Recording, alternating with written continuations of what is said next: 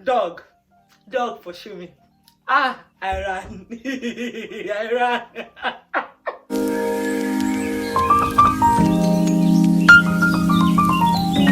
Hello guys, I just woke up. I said let me wash my face. Today is my shadowing shift, and that's a very important part of being a social worker because I would soon be going for placement and I need to do my shadowing shift. So shadowing shift is a day where you would get to work with a social worker for one day. So all the while I've been going for lectures, I've not felt like a social worker, but today I feel like a social worker because I'll be meeting a social worker. She would assess me that I'm fit to go for placement. So because she would assess me, I'm feeling quite nervous, and I'm always nervous when I'm going to a new place because I don't know what to expect. I don't just know. But yeah, I need to go well. I've prayed about it, so I need to go well. If you're just watching me for the first time, this is a good time to hit the subscribe button because this video is going to be a lot about social work. Alright guys.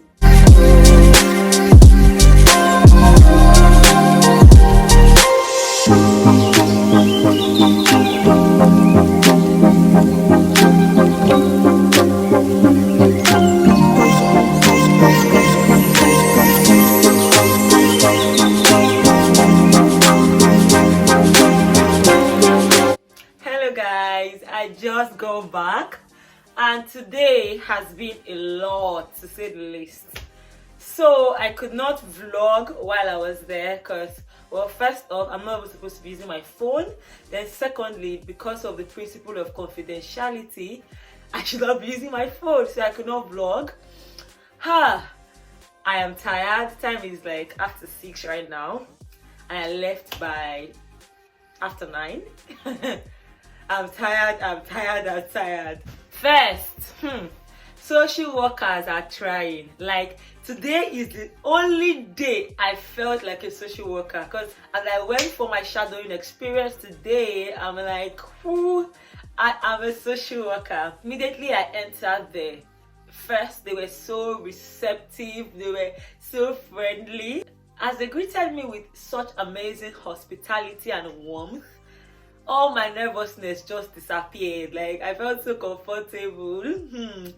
So as soon as I entered there, I just saw, of course, after they admitted me, they went back to their desks and they were like, everybody just carry laptop. I'm like, what's going on?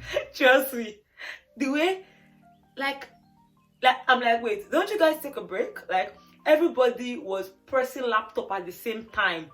They're busy. This is a busy time for them. Man, I'm like, is there any time that is not a busy time for you people? Because it's not news that social workers in the UK are short-staffed. That's one of the reasons why the course is high in demand. So because they are understaffed, obviously they have a lot of workload. And someone was telling me that based on ranking, they rank very high as a local authority that produce great outcomes. So because of that, they have to keep being at par. I'm like, is that why you want to kill yourself in work? Of course, I don't say that. So yes, when I got there, they were just being their thing. They were so friendly. The team lead or team manager was engaging me, asking me if I had questions. So we just related. Then at first, they did not assign me to any particular social worker. She said any social worker that had a lot of things to do today would be my social worker for the day. So as I was there, I just met one social worker that was like, she has a lot that I would gain from, and that's how it went. So I went to a meeting with her. It was a strategy meeting. Of course, because of confidentiality, I cannot give you guys details, but I would explain it to the best of my abilities. So the strategy meeting was with, of course, the social workers and other professionals to discuss a pressing issue that had to do with like a child protection case. And They were like, oh yes, a student is here shadowing. I hope you don't mind. Of course they did not mind. We didn't mind. So yeah, that was a good experience for me. Then after, during the strategy meeting, it was realized that the service user was just lying, like lying to various professionals, so it needed urgent action. So a social worker needed to go and visit the service user. That's how the social worker was with said she would visit the service user. Now so I started to go. Now when we went there, hey, sorry, I'm only laughing because I embarrassed my generation. I embarrassed my forefathers. It was my grandchildren, my great. See, my name, if you just watch me for the first time, my name is Ada. I'm also known as the legal Pepe. But today, my Pepe did not Pepe because dog pursue me. Dog pursue me. I ran. I ran. It's so embarrassing. It's so embarrassing. If you know me, you'll know that. See, dogs and I are not friends. In fact, animals and I are not friends, really. I'm scared. So, I was already told beforehand that the service user has 2 dogs, one big dog and one small dog. And I'm like, please, I'm allergic to dogs. I'm scared of dogs, so keep them away. So, the social worker I was with was like, no, but that's not a problem with that. The dogs will put away. That's how we enter. Because this one passed English. That's how we entered.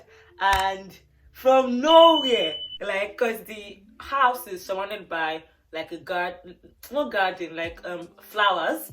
And I don't know that one of the dogs was like in one of the flowers. And I got they go. The next thing from nowhere, I saw a big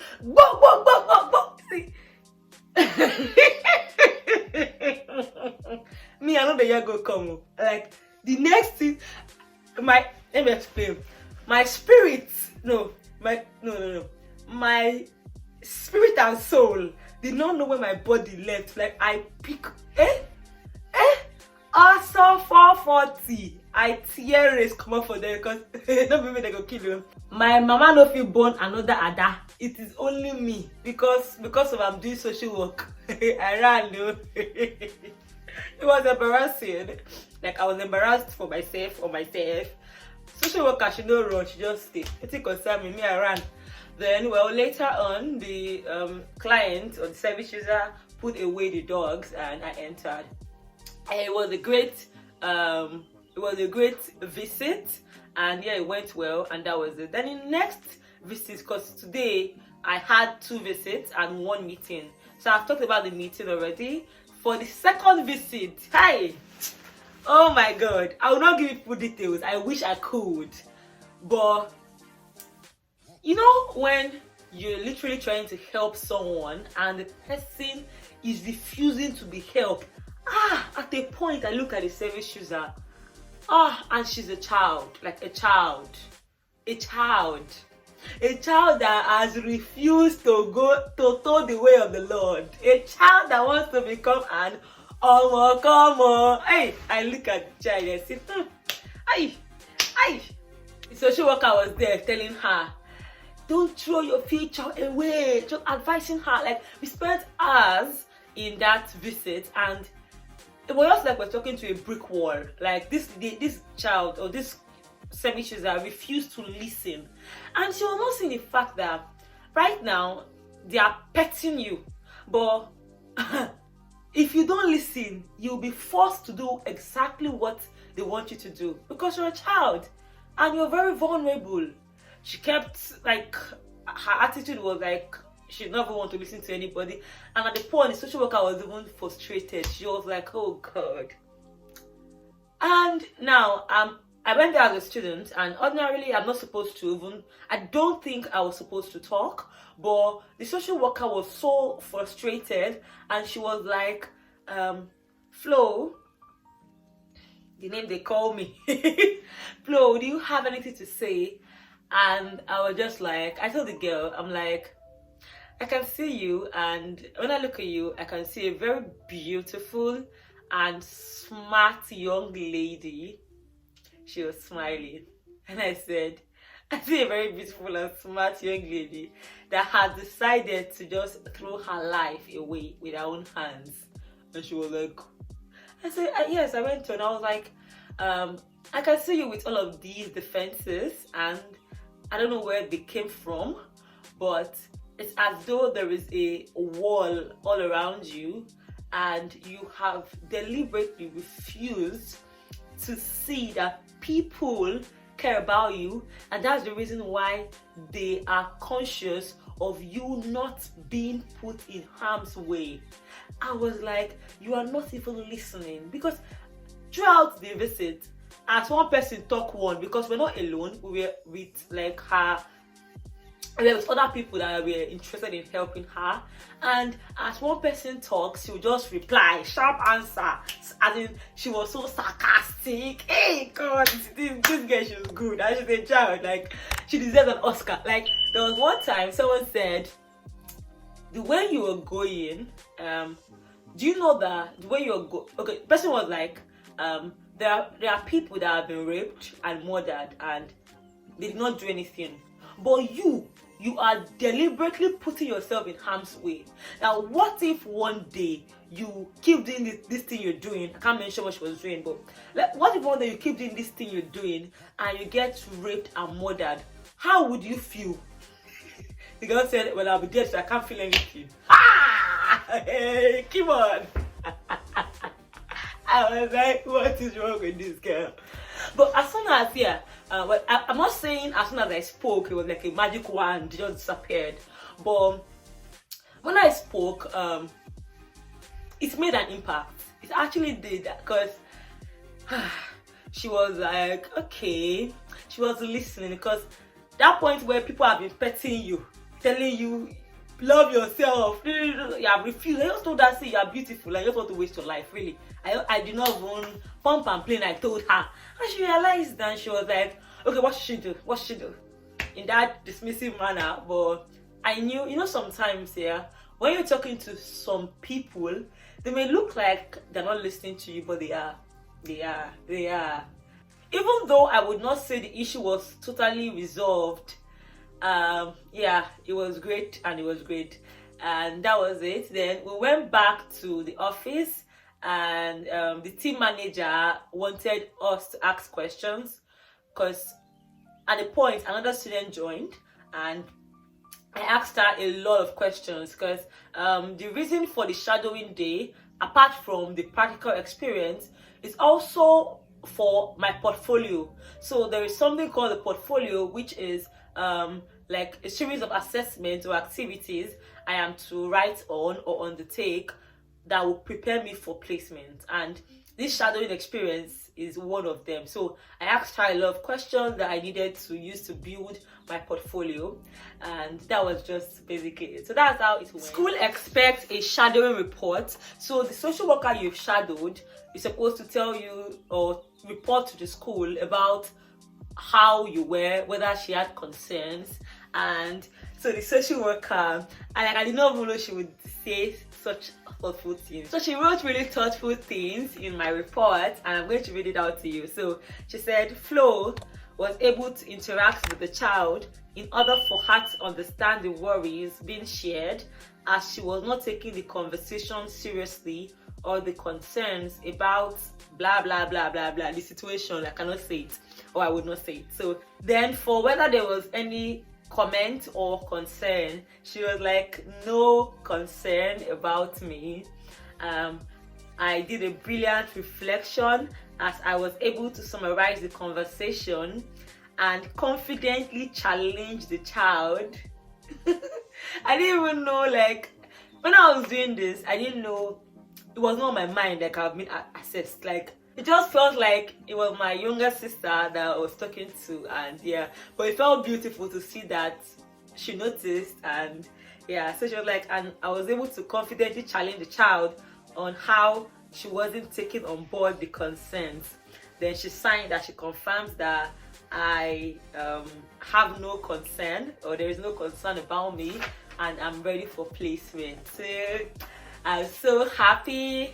Shadowing day done and dusted. The remaining thing for me to do now is to complete my portfolio, do an interview, a placement interview, because that interview is like the final process for them to confirm that you are truly ready for placement.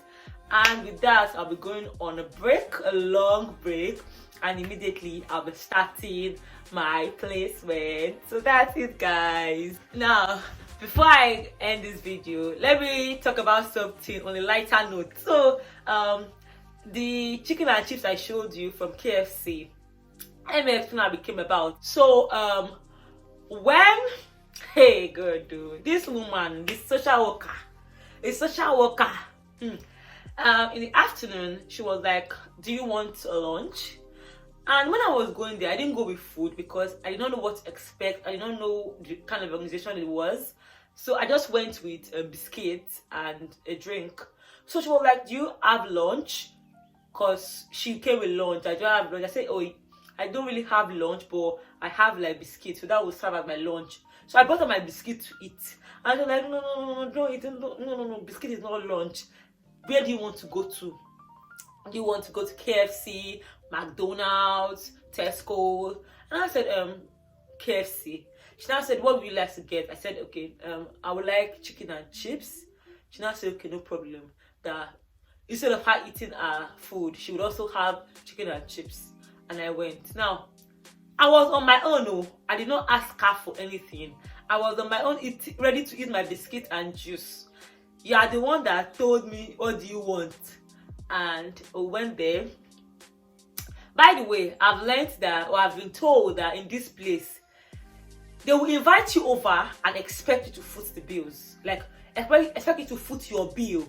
And where I am from, or from what I know, if the person inviting the other person over is supposed to foot the bills. Like, people can invite you over and still expect you to foot your part of the bill. Like, they are not like you'll be on your own. No, they will invite you and still expect you to foot it. So why are you inviting me over? Why? So when she talked, I felt she wanted to buy me dinner, buy me lunch, because that's how she sounded like. I said, no, voila. I went down.